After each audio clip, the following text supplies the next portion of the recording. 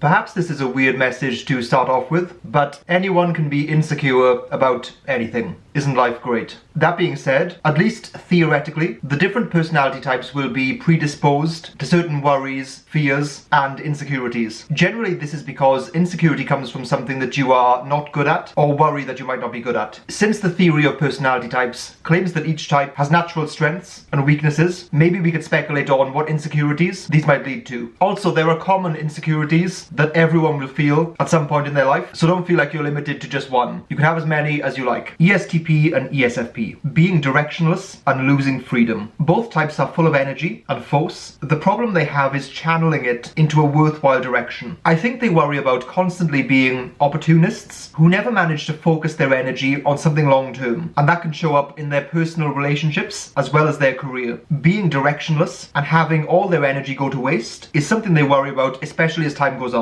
Settling down is something that feels fundamentally limiting to them. It's a loss of freedom, but the consequences of that, such as not putting down firm roots, worries them. ESTPs might have this additional worry that finding something or someone they love is harder because they're out of touch with their values. ESFPs have to reckon with unfairly not being considered the typical academics or intellectuals, which might result in them cutting off certain avenues and career paths unnecessarily. ISTPs and INTPs, those pesky humans and peskier emotions. Specifically, it's hurting or being hurt by people. Both of those types want things to be straightforward when it comes to people. They value being upfront and honest. The idea that over the course of a simple conversation, they might be stepping on landmines or triggers that are upsetting or offending people drives them a bit nuts. Avoiding those situations is actually something they'll invest a lot of time into, contrary to the stereotype of them just brutally hammering people with logic, regardless of the emotional consequences. ISTPs can worry about all of the potential agendas, undertones,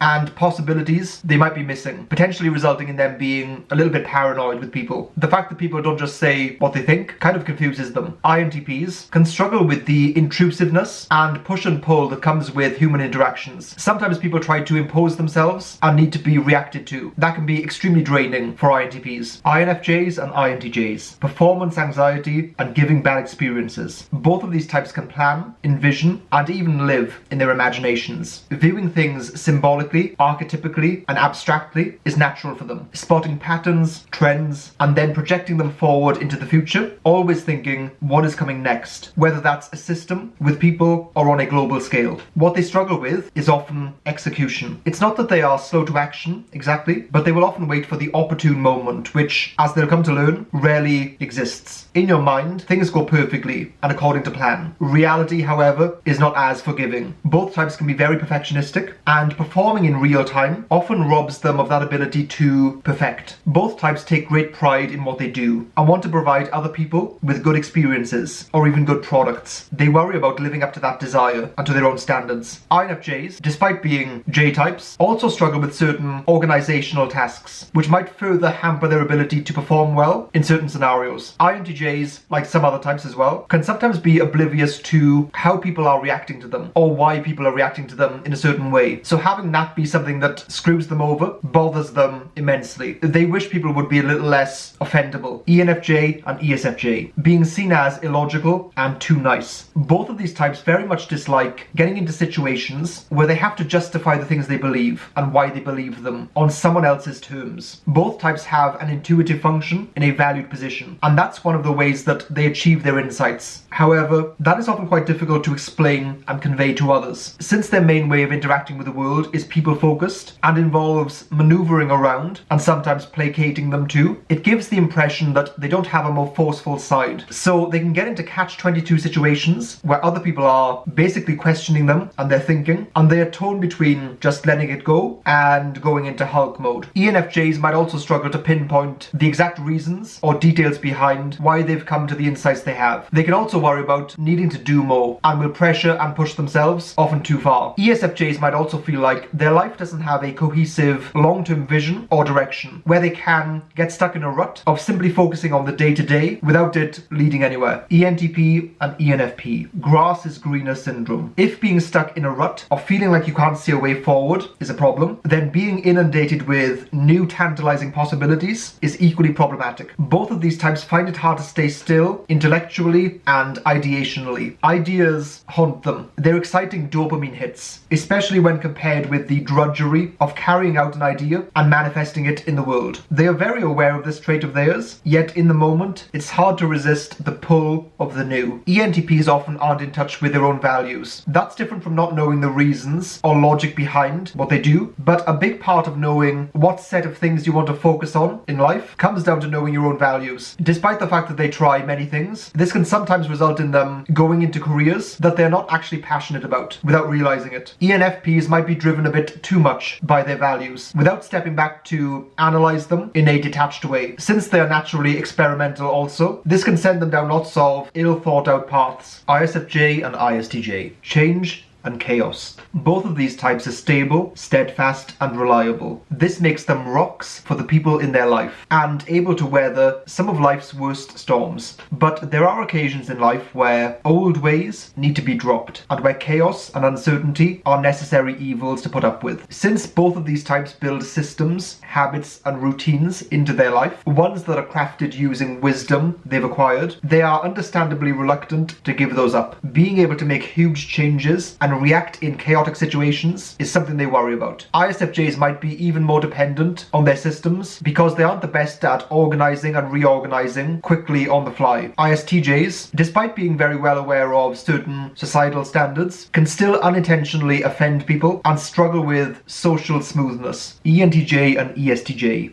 being seen as cold and uncaring. Both of these types are unavoidably forceful, intense, and impossible to ignore. Even when they are being calm and mild, they can be impactful on other people who might not be able to handle such big personalities easily. Both of these types are misunderstood in a big way. Their main focus is on improving things for the primary purpose of helping people. They are exponents of tough love, and people so often see the toughness in their actions and miss the love when it is so clearly present. They worry about being seen as harsh and cold, and are concerned when people don't realize how much they care. They can sometimes feel like they're the only people who care enough to actually take action and solve problems. ENTJs perpetually have their foot on the gas in life, so can burn out. As a result, they can fluctuate between worrying about not achieving enough, then also worry about crashing and reaching the limits of how far they can push themselves. ESTJs are efficient, organized, and effective, but can sometimes feel like they're not getting anywhere overall because they don't have much of a long-term plan planned out. They can worry that their energy is going to waste and is focused on too many trivial things. ISFP and INFP, being outcasts, compromising, and being misunderstood. Both of these types abide strongly to their values. The notion of selling out or compromising on them is deeply off-putting to them and would almost feel like some kind of self-betrayal. Society can sometimes feel to them like a big conspiracy against them to force them to sacrifice their individuality, often to gain rewards that they don't even care about. Both types worry that they will constantly be on the outside of things and that they won't be able to excel in a career path because the system prevents them from doing so. Ironically, these two types are some of the best at expressing themselves artistically and physically, yet often struggle to do so in a way that other people understand verbally. This can lead to them feeling deeply misunderstood and worrying that will never change. INFPs have the worry that even when they've found a path that suits them and is in line with their values, that they will struggle to take quick action on it and pounce on it. They want to move at their own pace, but that can sometimes clash with the relentless, fast-paced nature of the modern world. ISFPs might be oblivious to certain possibilities and might become too narrow in their considerations of what directions they can go in their life. They desire freedom immensely and worry about being trapped, since seeing ways out of their situation might be difficult for them.